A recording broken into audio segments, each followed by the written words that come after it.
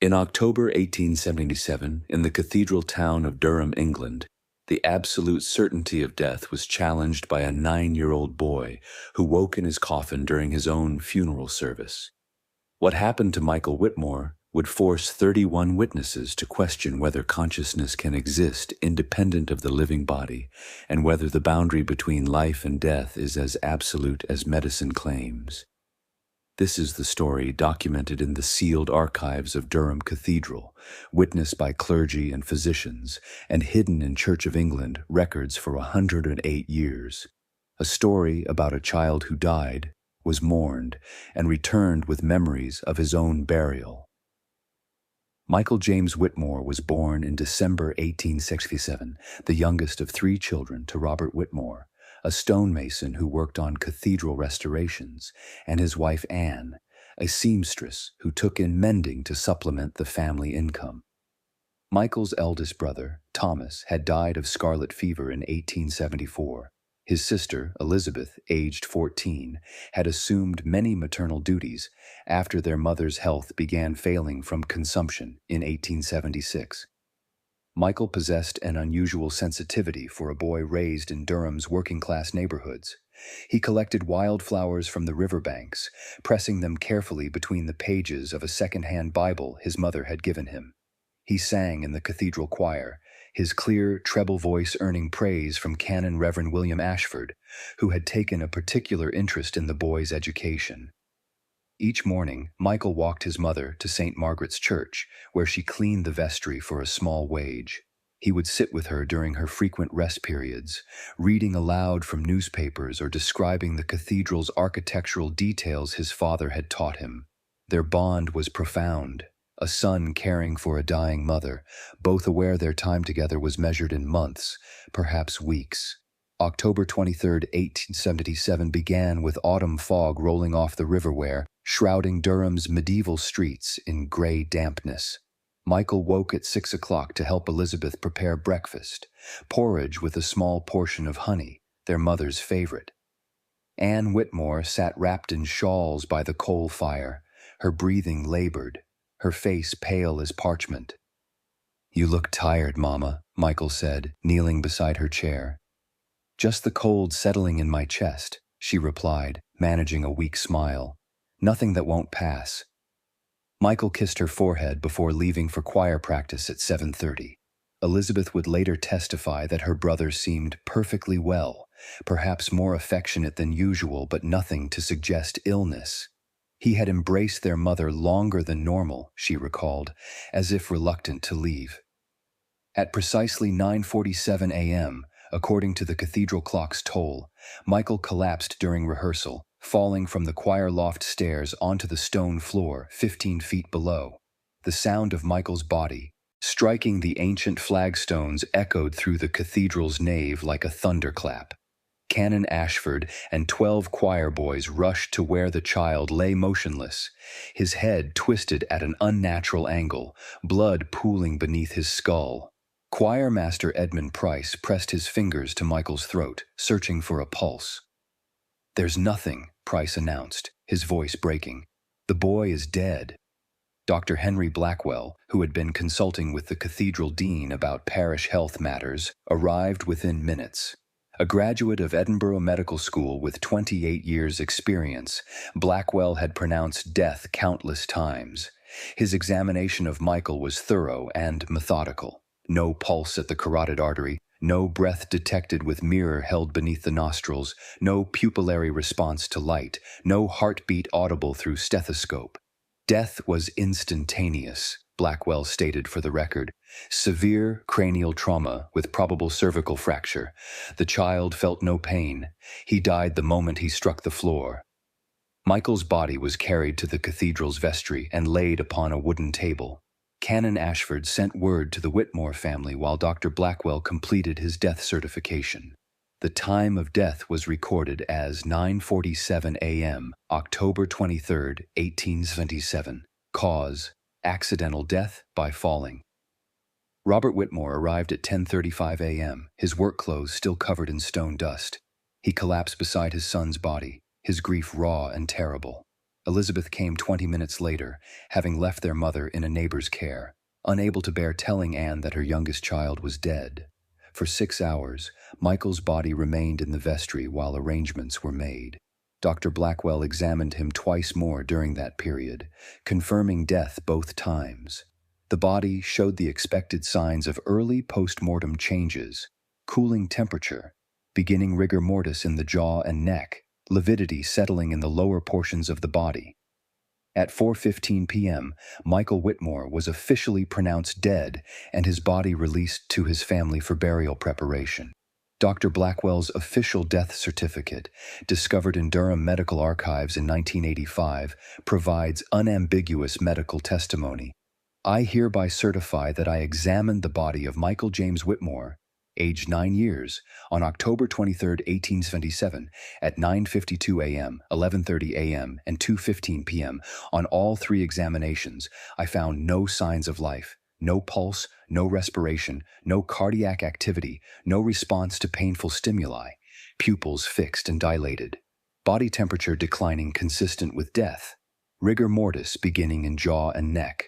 I certify this child died at approximately 9:47 a.m. from injuries sustained in a fall. Elizabeth Whitmore's testimony, given to Durham County authorities on October 28th, describes the family's grief. We brought Michael home at 6 o'clock that evening. The undertaker, Mr. Graves, came to prepare his body. He was so cold, so still. I washed his face and hands myself, dressed him in his Sunday clothes. There was no doubt he was dead. His skin was like marble. His lips were blue. We sat with him all that night, my father and I, praying and weeping. In the morning, they placed him in his coffin. Canon Ashford, writing in his private journal on October 24th, recorded his own certainty. Young Michael Whitmore fell to his death yesterday during choir practice. I was present within seconds of the accident. I have seen death many times in my ministry. The boy was unquestionably deceased. Dr. Blackwell's examination confirmed it beyond any doubt. We have arranged for funeral services tomorrow afternoon. The family is devastated. The mother, already gravely ill, has taken to her bed upon hearing the news. I fear we may soon conduct a second funeral for the Whitmore family. The funeral was scheduled for October 25th at 2 p.m., 40 hours after Michael's death. Victorian custom dictated swift burial, particularly in October's unseasonable warmth. The boy's body had been prepared by undertaker Samuel Graves, who had 35 years' experience in his profession. Graves embalmed Michael using the standard Victorian method, arterial injection of arsenic-based preservative fluid, and dressed him in a white burial shroud. The child was unquestionably deceased when I prepared him, Graves later testified to the Durham magistrate. I have embalmed over 400 bodies in my career. I know death intimately. Michael Whitmore showed all the signs: pallor, coldness, complete absence of vital signs, beginning decomposition. I injected the preservative fluid into his femoral artery. Had there been any circulation, any heartbeat whatsoever, the fluid would have been pumped through his system. Instead, it pooled in the injection site, indicating complete circulatory cessation. That boy was dead. The coffin was placed before the altar at St. Margaret's Church at 1:30 p.m. on October 25th. 37 mourners gathered for the service. Anne Whitmore, too ill to attend, remained at home under physician's care. Robert and Elizabeth sat in the front pew, their grief palpable. Canon Ashford began the funeral liturgy at precisely 2 p.m. He had reached the committal prayer. We therefore commit his body to the ground. Earth to earth, ashes to ashes, dust to dust, when the sound came from inside the coffin. A scratching, faint but unmistakable. Canon Ashford stopped mid-sentence. The congregation froze. The scratching came again, more insistent. Then a muffled cry, weak but distinctly human. "Open it," Robert Whitmore commanded, his voice strangled with desperate hope. "Open the coffin now." 4 men pried the lid free. Inside, Michael's eyes were open. His chest was rising and falling with shallow breaths. His fingers, which had been folded across his chest, were now clawing at the white satin lining of the coffin lid. "Papa," the boy whispered, his voice barely audible. "I could hear everything. I heard you crying. I heard Canon Ashford praying. I tried to move, tried to call out, but my body wouldn't obey. I was trapped inside myself, listening to my own funeral." Within an hour, over 200 Durham residents had gathered outside St. Margaret's Church, drawn by rumors of the impossible resurrection. Dr. Blackwell, summoned immediately, arrived to find Michael conscious, responsive, and undeniably alive. The physician's shock was documented in his journal. "I certified this child dead. I examined him 3 times. He was dead, yet now he breathes, speaks, and remembers. I have no explanation." The church divided sharply. Some proclaimed it divine miracle. Others insisted on medical error or premature burial. The Bishop of Durham, informed of the incident, ordered a complete investigation. The story reached London newspapers within 2 days, creating national sensation. On October 26th, Dr. Blackwell conducted a comprehensive re-examination of Michael at the Whitmore home, assisted by Dr. Thomas Pemberton from Durham County Hospital and witnessed by Canon Ashford, Undertaker Graves, and Durham's Chief Magistrate, Sir Edmund Hartley. Their goal was to determine whether Michael had truly died or had been mistakenly pronounced dead due to medical error. The physical evidence complicated any simple explanation. Michael's body bore the unmistakable marks of embalming: a puncture wound in his left thigh where Graves had injected the preservative fluid, and subcutaneous discoloration consistent with arsenic exposure. Yet the boy was undeniably alive, his vital signs stable though weak. The embalming process should have killed him if he were merely in a comatose state, Dr. Pemberton stated for the record. Arsenic-based embalming fluid is highly toxic. The injection alone would prove fatal to a living person within minutes. Yet this child survived it. More troubling was Michael's testimony about what he had experienced during his apparent death. When asked what he remembered, the boy provided detailed, verifiable accounts of events that occurred while he lay in his coffin. "I remember being in the vestry after I fell," Michael said, his voice still weak but clear. "I could hear Dr. Blackwell telling Papa that I was dead. I tried to tell them I wasn't, but I couldn't move or speak. It was like being buried alive inside my own body." He described, with perfect accuracy, conversations that had occurred in the vestry while his body lay on the table, private exchanges between Canon Ashford and Dr. Blackwell that no one else could have overheard. He recounted his father's exact words when viewing his body. "He looks peaceful, at least. God has taken him gently." Most remarkably, Michael described the embalming process in precise detail: the sensation of the needle entering his thigh, the cold fluid spreading through his leg, the terror of being unable to cry out or move while Graves worked on his supposedly dead body. "I felt everything," Michael whispered, tears streaming down his face. "I felt Mr. Graves washing me, dressing me, placing me in the coffin. I heard the lid being nailed shut. I heard the funeral service. Every word, every prayer. I was screaming inside my head, but no sound would come out." Undertaker Graves, upon hearing this account, collapsed and had to be revived with smelling salts. Dr. James Whitfield arrived from London on October 29th, dispatched by the Royal College of Physicians to investigate what the medical establishment dismissed as either fraud or gross medical incompetence. A pioneering researcher in neurology and consciousness, educated at Cambridge and trained in Paris under Jean-Martin Charcot, Whitfield had studied catalepsy, catatonia, and other conditions that mimicked death. He came to Durham expecting to find a case of misdiagnosed suspended animation. His initial assessment is recorded in his private correspondence. "I have been sent to Durham to examine a boy who allegedly died, was embalmed, and revived during his own funeral. This is clearly a case of cataleptic trance misidentified as death by provincial physicians. I anticipate resolving this matter within a day and returning to London with my reputation for debunking medical sensationalism intact. That resolution never came. Whitfield subjected Michael to 5 days of intensive neurological examination. He tested reflexes, cognitive function, memory, and sensory perception. He interviewed all witnesses independently, searching for inconsistencies. He examined the embalming equipment and the preservative fluid used by graves. He reviewed Dr. Blackwell's death certification and medical notes. On November 3rd, Whitfield made a discovery that transformed his investigation from debunking exercise to genuine scientific crisis.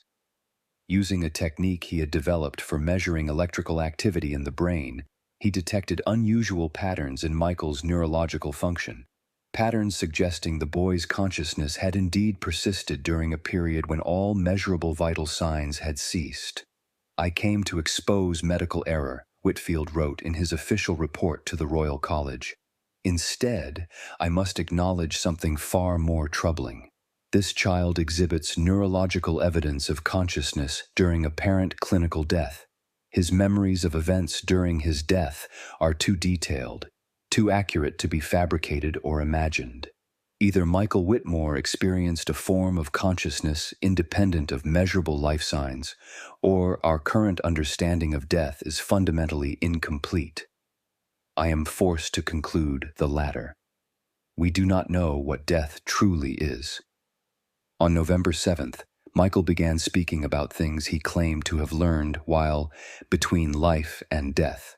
His descriptions were specific, verifiable, and deeply unsettling to those who heard them. At 4:30 p.m., while sitting with his mother in their home, Michael suddenly said, "Mama, you don't need to be afraid. When you die next week, it won't hurt. You'll feel yourself lifting away, and there will be light and warmth. I saw where you're going. It's beautiful." Anne Whitmore, whose consumption had worsened dramatically since Michael's accident, stared at her son with a mixture of comfort and terror. "How do you know this, child?" "I saw it when I was dead," Michael replied simply. "I saw many things." Dr. Blackwell, present during this exchange, noted it in his journal with the date and time. 7 days later, on November 14th at 3:20 a.m., Anne Whitmore died peacefully in her sleep, exactly as her son had predicted.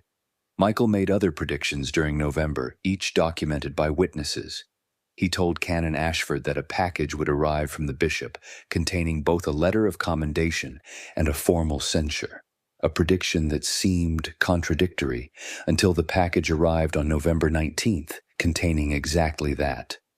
He told his sister Elizabeth that she would receive a marriage proposal before Christmas from a man she had not yet met, a prediction fulfilled when Thomas Brennan, a stonemason newly arrived from Ireland to work with their father, proposed on December 18th. "The boy speaks with knowledge that should be impossible for him to possess," Canon Ashford wrote in his parish records. He claims this knowledge came to him during his death, that consciousness expands beyond the body when life ceases. Whether this is divine revelation, psychological trauma, or something else entirely, I cannot say, but his predictions prove accurate with disturbing consistency. On November 21st, 2 officials arrived from the Home Office in London: Dr. Marcus Ashworth, Chief Medical Examiner for the Crown, and Reverend Canon Peter Thornbury, representing the Archbishop of Canterbury. They carried authorization to conduct a formal ecclesiastical and medical inquiry into what the Church viewed as either miraculous intervention or dangerous heresy.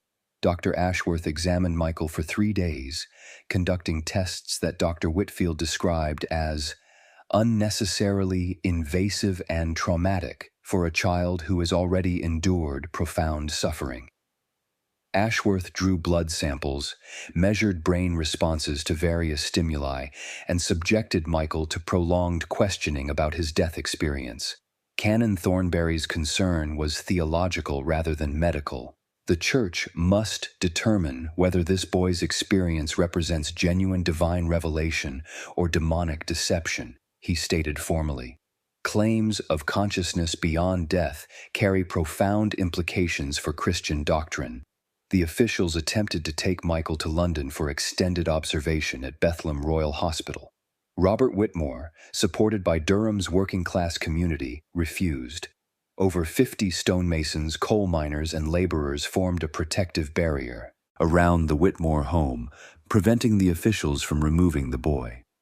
Faced with potential riot, Ashworth and Thornbury withdrew, but not before issuing orders that sealed all medical records related to Michael's case under the Official Secrets Act and forbade any further publication about the incident in newspapers or medical journals.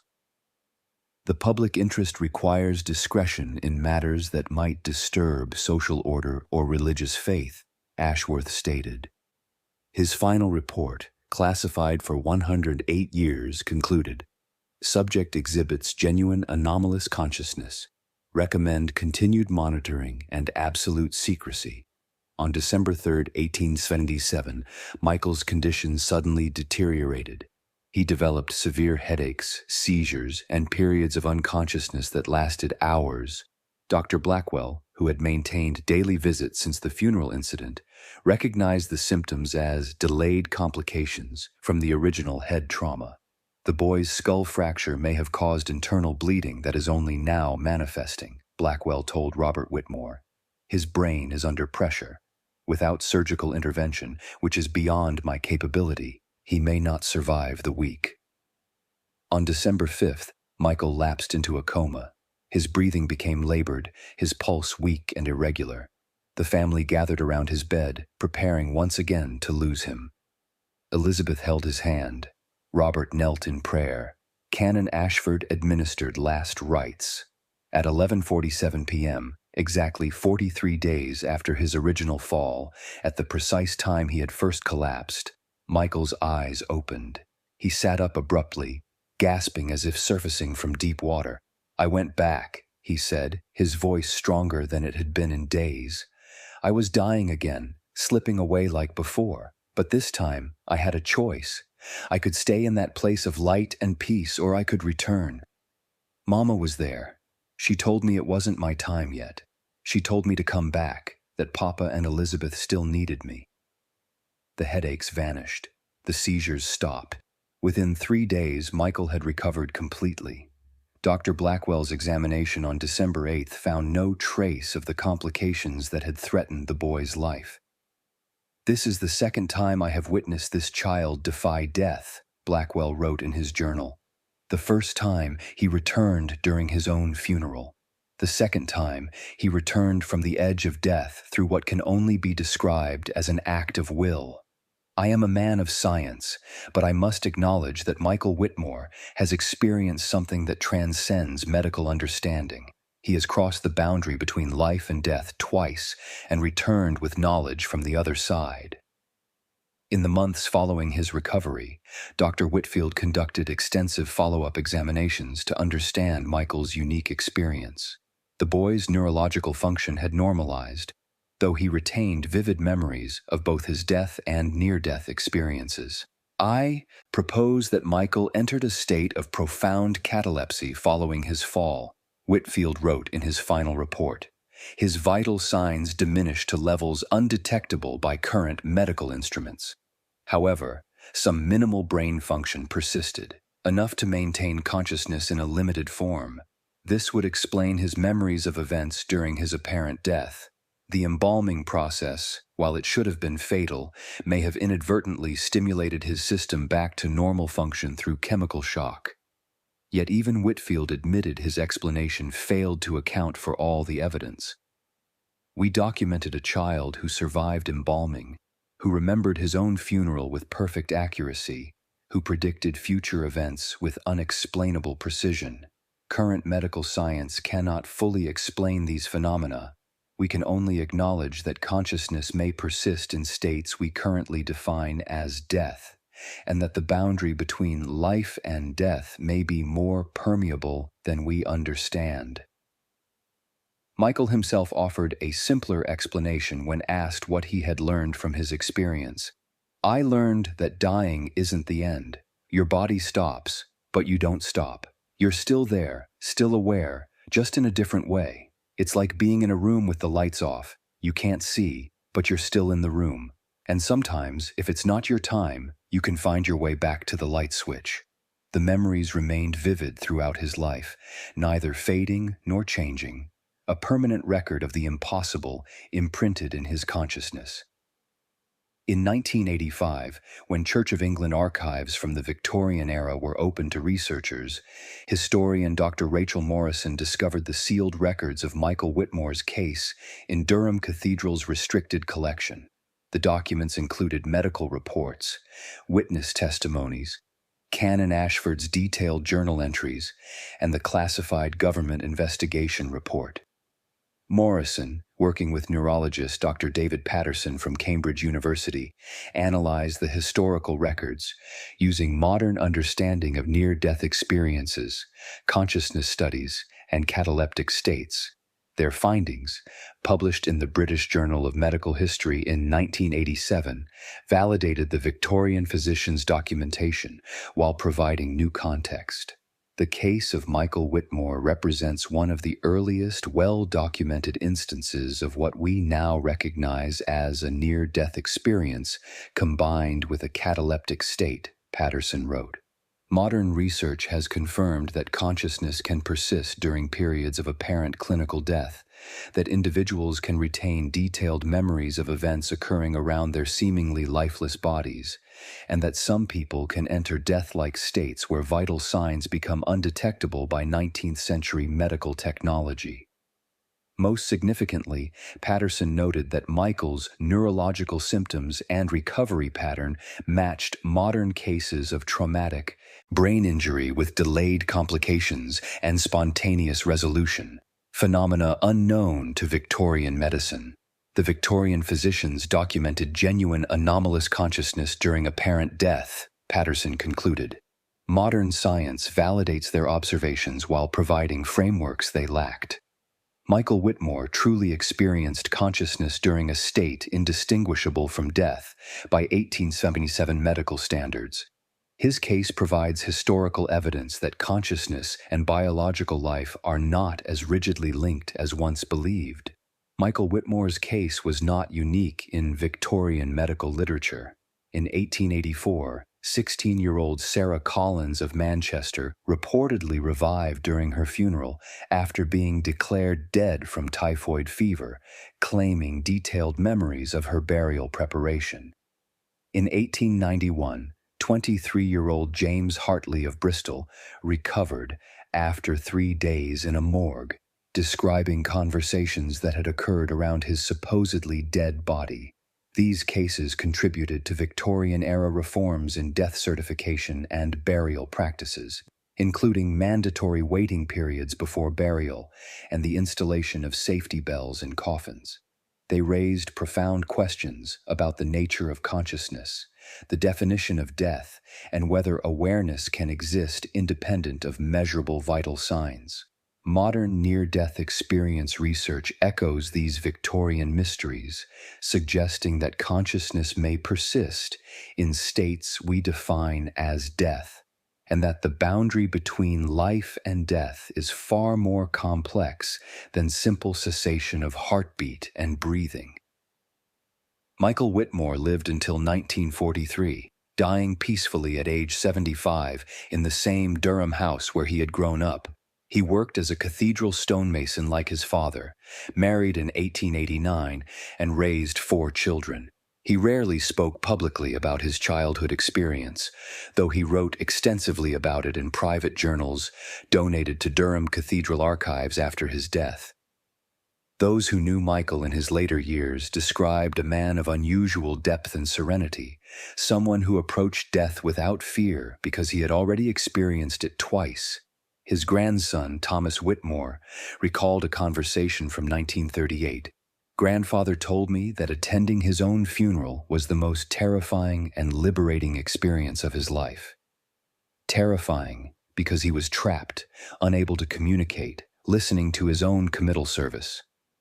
Liberating because he learned that consciousness survives death, that we are more than our bodies, that the end we fear so much is not truly an ending."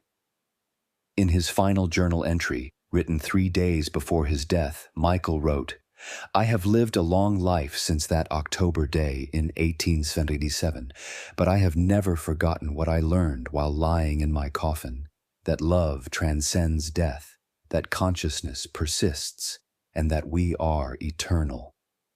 Michael Whitmore's story compels us to ask, where does consciousness reside when the body appears dead?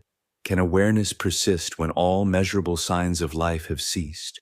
What lies beyond the boundary we call death?